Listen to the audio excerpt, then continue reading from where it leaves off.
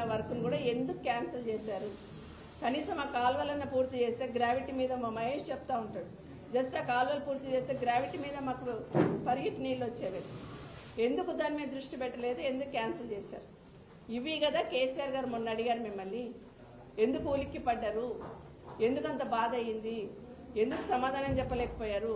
కేసీఆర్ గారు అడిగింది ఏంటి, గౌరవ ముఖ్యమంత్రి గారు మాట్లాడింది ఏంటి? తెలంగాణ ప్రజలు గమనిస్తలేరా? అందులో వికారాబాద్ సంబంధించిన ప్రజలు కానీ, వికారాబాద్ జిల్లాకు సంబంధించిన ప్రజలు కానీ, అదేవిధంగా రంగారెడ్డిలో ఉన్న ప్రజలు కానీ, నల్గొండ మహబూబ్ నగర్ వాళ్ళు ఈ ప్రాజెక్ట్ కింద ఉన్న రైతులు ఆలోచిస్తలేరా? కేసీఆర్ గారు ఏమడిగారు? 45 టీఎంసీలు ఎందుకు అడిగారు? 90 టీఎంసీలు కావాల్సిన నీళ్ళని అలొకేట్ చేసిన 90 టీఎంసీలలో 45 టీఎంసీలు అడిగారంటే దాని వెనకాల ఉన్న మతలబైంది. ఎవరి కోసం మీరు మెట్టు దిగారు? ఇంకా 90 సరిపోయి ఇంకా పెంచండి అని అడగాల్సింది పోయి మీరు తగ్గించుకున్నారు. ఎందుకు తగ్గించుకున్నారు? తెలంగాణ ప్రాంత ప్రజలకు సంబంధించిన హక్కును ఎందుకు మీరు వదిలేశారని కేసీఆర్ గారు అడిగారు. దానికి కదా మీరు సమాధానం చెప్పాలి. దానికి సమాధానం చెప్పకుండా ఎన్ని మాటలు మాట్లాడారంటే ఆ ముఖ్యమంత్రి గారి పదవికి ఒక కలంకంగా ఉండేటట్టు మనం మాట్లాడినారు. ఒక్కసారి గౌరవ ముఖ్యమంత్రి గారిని అడుగుతా ఉన్నాను, మీరు ఒక్కరు కూర్చొని మీరు మాట్లాడిన మీడియా మీరే చూసుకోండి.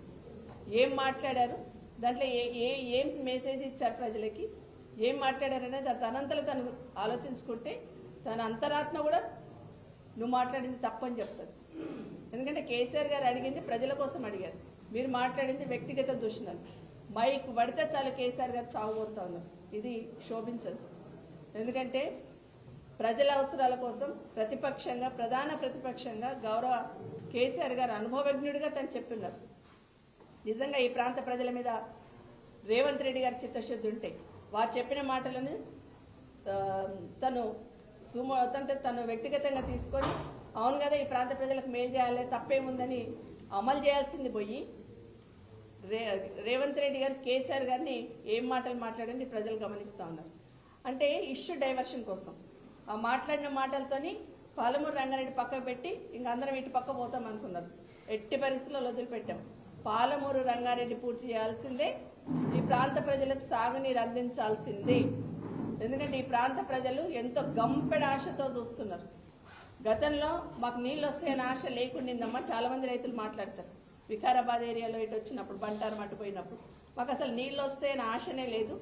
అట్లాంటిది కాళేశ్వరం పూర్తయిన తర్వాత మాకు ఒక ఆశ కలిగింది, కేసీఆర్ గారు ఖచ్చితంగా పూర్తి చేస్తారు, నీళ్లు తీసుకొస్తారు ఈ ప్రాంతానికి అని ఆశ కలిగింది అనేది చాలా మంది రైతులు మాట్లాడుతారు.